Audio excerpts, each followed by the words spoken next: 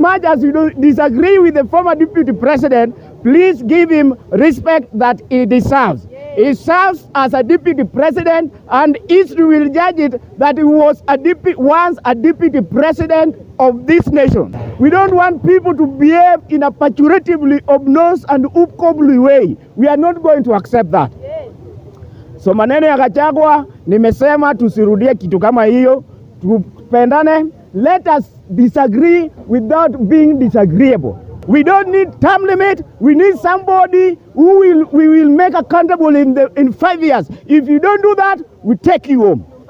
The Constitution gives every Kenyan's right to vie for any elective position so long as they are qualified. You don't write somebody up ya kwamba hawezi.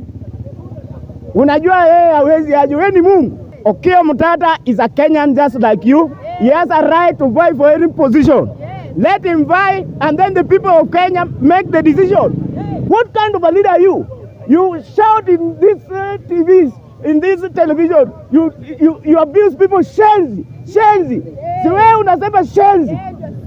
Na sasa wewe unakuja unasema eti huyu hawezi. Okiya Mutata is a Kenyan and is qualified. He's a senator. He has fought for Kenya. He has been arrested. He has suffered for this nation.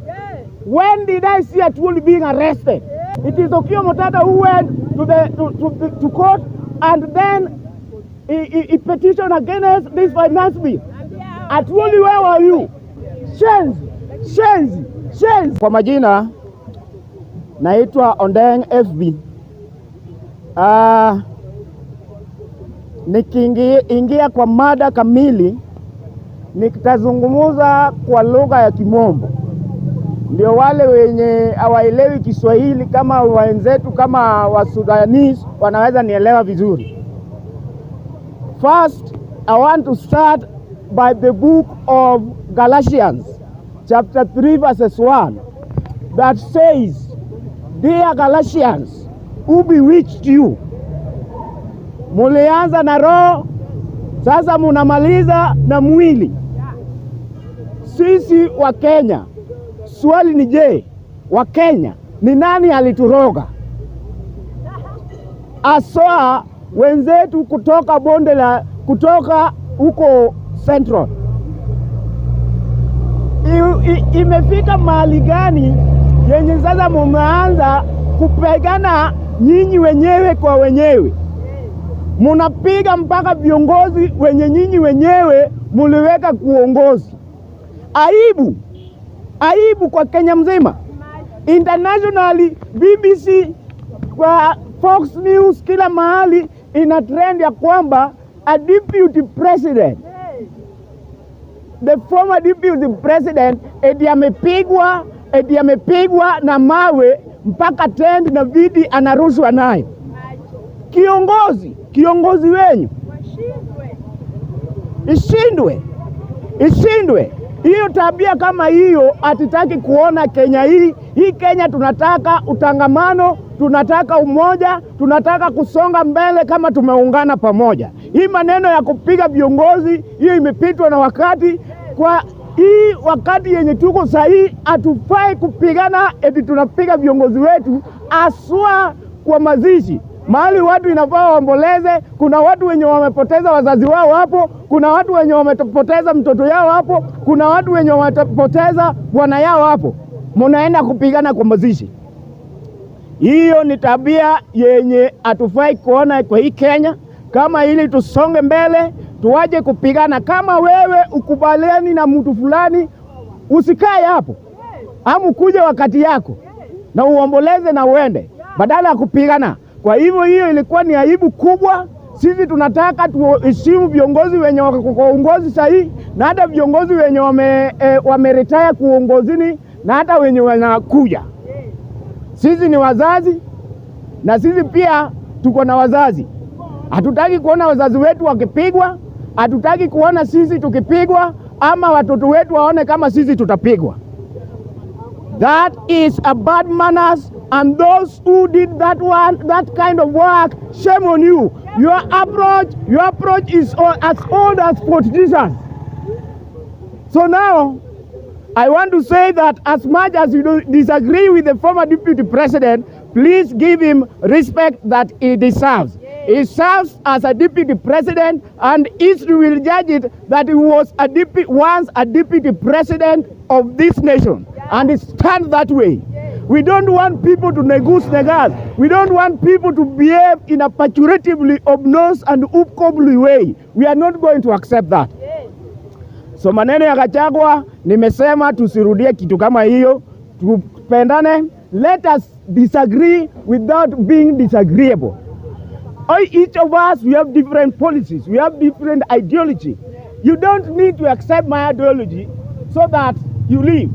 Live and let others also live.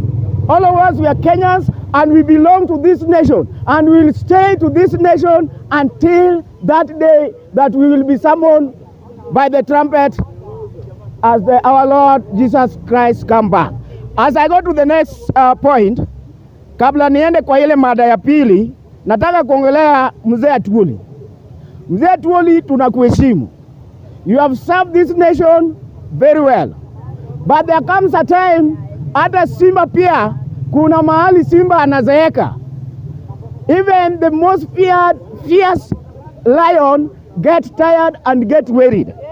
Atwoli, you have outrun your period as a leader, as a servant, as a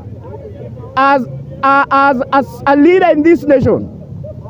You can't come here and you go to the national TV and then you say that term limit should be removed. Who told you that? Who told you that we needed to remove term limit?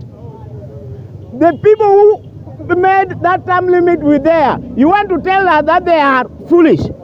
That term limit came by the blood of people. There are people who fought for that term limit to be put there. If you can't serve for 5 years, well, even if you give you 100 years, you will not do it. If you can't do something in 2 years or even 5 years, then even if we give you 100 years, you will not do it. We don't need term limit. We need somebody who we will make accountable in 5 years. If you don't do that, we take you home. Not you come there, umezeeka, tunaheshimu juu kila mtu uzeeka. You need now to retire. There are young people who are vigorous, who are motivated, who are fired up, ready to serve this nation. Saizi inafaa retire, you give room to a new blood. Give room to a new blood if you see that you have outweighed or you have reached a point where now you have suspended reasoning. I've seen you have decided to suspend reasoning. Nowadays you don't fight for the work of workers. Au madaktari hawalipwi pesa yao, ujaenda kwa TV kuwatetea, wewe unasema term limit itolewe, wewe unasema sijui nani hawezi. The Constitution gives every Kenyan's right to vie for any elective position so long as they are qualified. You don't write somebody up ya kwamba hawezi. Unajua yeye hawezi aje, wewe ni Mungu. Wewe ni Mungu. Do you read into somebody's heart? Are you God? So respect other people's right, respect other people's constitutional benefit and privileges. Don't write other people's off. Okiya Mutata is a Kenyan just like you. He has a right to vie for any position. Let him vie, and then the people of Kenya make the decision. You are not. Your vote is only one. You only have one vote. Once you have voted that one vote, there are other millions of Kenya who will also make a decision. So you don't write somebody off or you don't discourage. We need people who inspire others. As a leader, you need to be an inspirational leader, not a leader who undermine other leaders, or not a leader who comes and then discourage other leaders who have ambition. What kind of a leader are you? You shout in these TVs, in this television, you abuse people, shenzi. Si wewe unasema shenzi. Na sasa wewe unakuja unasema eti huyu hawezi. When we need you to come and inspire these young leaders to go even for their ambition. Now you come and then You make a lot of noise in JKF Koinange. And then you say the Shenzi, the Ndio Huwezi, anaitwa Okiya Mtata Huwezi. Okiya Mtata is a Kenyan and is qualified. He's a senator. He has fought for Kenya. He has been arrested. He has suffered for this nation. When did I see Atwoli being arrested?